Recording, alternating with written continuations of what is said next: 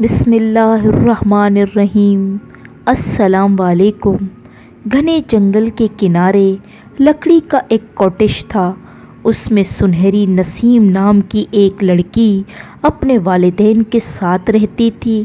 اس کا نام سنہری نسیم اس لیے پڑا تھا کہ اس کے بال سنہرے تھے۔ اس کے والدین لوگوں کے مویشی چراتے تھے، اس سے ان کے گھر کا گزارا چلتا تھا۔ اس کے کاٹیج کے قریب ہی ایک گھنا جنگل تھا۔ سنہری نسیم کا دل اکثر چاہتا کہ وہ اس گھنے جنگل کے اندر جائے، مگر اسے ہمت نہیں پڑتی تھی کیونکہ اس کے والدین بھی اسے جنگل کے اندر جانے سے منع کیا کرتے۔ ایک دن ہوا یوں کہ اس کے والدین حسب معمول مویشی کو چرانے گئے۔ سنہری نسیم اپنے گھر کے اندر سے اس جنگل کو دیکھ رہی تھی کہ ایک ہرن جو کہ پیاسی تھی زمین پر پڑے پانی کو پی رہی تھی۔ سنہری نسیم کی نظر اس ہرن پر پڑی، وہ دوڑتی ہوئی اسے پانی پلانے گئی۔ سنہری نسیم نے ہرن کو پانی پلایا۔ ہرن پانی پینے کے بعد جیسے ہی جنگل میں جانے لگی تو سنہری نسیم بھی اس ہرن کے پیچھے جنگل میں داخل ہو گئی۔ اس وقت وہ اپنے والدین کی نصیحت بھول چکی تھی اور اپنی دھن میں مگن بس آگے ہی بڑھتی جا رہی تھی۔ اس کو خیال ہی نہیں رہا کہ وہ اپنے گھر سے کتنی دور نکل آئی ہے۔ پھر اچانک اسے خیال آیا کہ ماں اسے ڈھونڈ رہی ہوں گی اور وہ کس قدر پریشان ہوگی۔ وہ گھبرا کر رک گئی اور پلٹ کر گھر کی طرف دوڑنے لگی۔ دوڑتے ہوئے اس کے پیروں میں چوٹ لگ گئی، مگر وہ اب راستہ بھی بھول چکی تھی۔ جنگل بھی تو بہت بڑا اور گھنا تھا، رات بھی بس آنے کو ہی تھی۔ بھوک، پیاس اور خوف سے اس کا اب برا حال تھا۔ اب وہ جائے تو کہاں جائے؟ جب وہ بالکل بے حال ہو گئی تو خدا سے مدد کی دعا کی تو اسے دور کسی گھر کے آثار نظر آنے لگے۔ بس وہ اس طرف دوڑ پڑی۔ سنہری نسیم اس گھر تک پہنچ گئی۔ یہ گھر نہایت ہی خوبصورت تھا۔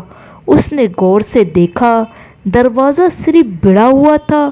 اس نے دروازے کو دھکا دیا تو اندر پہنچنے میں کوئی مشکل نہیں ہوئی۔ سنہری نسیم کو تھوڑا سا خوف محسوس ہوا، لیکن وہ ہمت کر کے اندر پہنچی۔ اچانک اس کی نظر ایک ننھی پری ذات پر پڑی۔ وہ اس چھوٹے سے خوبصورت کمرے میں اڑ رہی تھی، پھر تھک کر بیڈ پر سو گئی۔ سنہری نسیم اس کے پاس گئی اور پوچھا، یہ تمہارا گھر ہے؟ اس ننھی پری نے کہا، میں یہاں پر قید ہوں۔ میں پرستان سے اس دنیا کو دیکھنے آئی تھی، لیکن مجھے ایک بوڑھی پری ذات نے یہاں پر قید کر دیا۔ تم یہاں سے جاؤ، وہ تمہیں بھی قید کر دیں گی۔ سنہری نسیم نے کہا، میں تمہیں اپنے ساتھ لے کر جاؤں گی۔ ننھی پری ذات نے اداس ہو کر کہا، یہ کام اتنا آسان نہیں ہے۔ اس بوڑھی پری ذات کی جان ایک ہرن میں ہے۔ جب تک وہ ہرن زندہ ہے اس بوڑھی پری ذات کا خاتمہ ہونا ناممکن ہے۔ اتنے میں وہ بڑھیا پری ذات کے قدموں کی آواز سنائی دی۔ ننھی پری ذات نے کہا، تم کہیں چھپ جاؤ۔ یہ کہہ کر وہ بستر پر دوبارہ سو گئی۔ سنہری نسیم پچھلے دروازے سے اس گھر کے باہر نکل گئی۔ اس گھر کے پچھلے حصے میں ایک کنواں تھا۔ کنویں کو دیکھ کر نسیم کے ذہن میں ایک خیال آیا کہ کیوں نہ اس ہرن کو اس کنویں میں پھینک دیا جائے تاکہ اس شیطان بوڑھی پری ذات کا خاتمہ ہو جائے اور وہ معصوم ننھی پری آزاد ہو کر اپنے ماں باپ کے پاس چلی جائے۔ پھر نسیم اس بوڑھی پری ذات کے گھر سے دودھ کا ایک پیالہ اٹھا لائی اور ہرن کے قریب جیسے ہی اس دودھ کے پیالے کو وہ کرتی ہے، ہرن سنہری نسیم کے پیچھے پیچھے چلنے لگتی ہے۔ اس طرح نسیم اس ہرن کو کنویں تک لانے میں کامیاب ہو جاتی ہے۔ جیسے ہی ہرن कुएं के अंदर देखती है। नसीम उस हिरन को कुएं में धक्का दे देती है। इधर हिरन कुएं में गिरती है और उधर उस बूढ़ी परिजात का खात्मा हो जाता है और नन्ही परी हमेशा के लिए आज़ाद हो जाती है। फिर वो नन्ही परी सुनहरी नसीम को इस घने जंगल से निकलने का रास्ता बताती है और नसीम एक नेक काम करने के बाद अपने माँ बाप के पास घर खैरियत से पहुँच जाती है।